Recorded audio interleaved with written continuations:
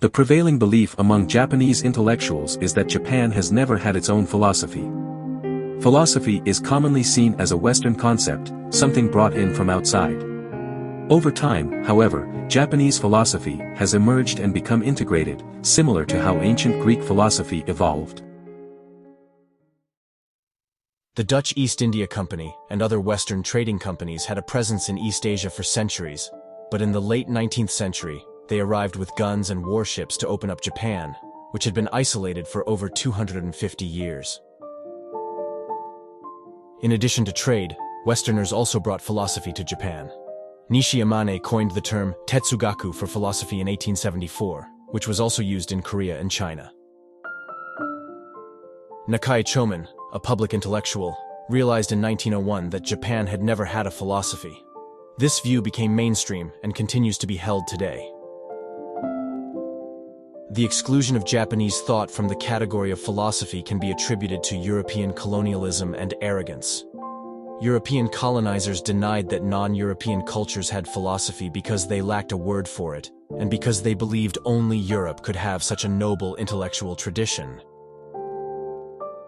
However, Japan does not fit this narrative. The Japanese themselves deny the existence of Japanese philosophy.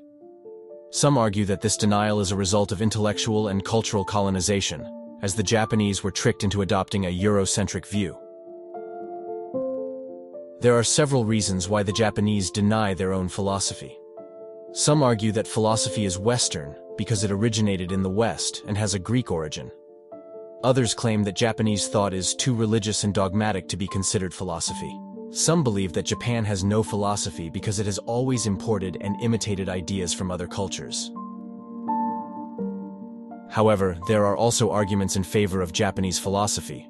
Some argue that Nishida Kitaro, a Japanese philosopher, synthesized Western and Eastern thought to create something new. Others believe that Confucianism and Buddhism, while originating in China, have evolved over time to have a distinct Japanese character.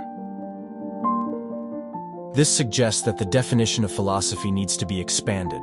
Philosophy did not solely originate in ancient Greece, but rather emerged from a complex web of intellectual currents.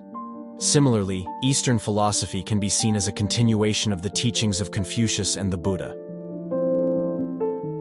If Japanese philosophy is considered imported, then European philosophy could also be seen in the same light.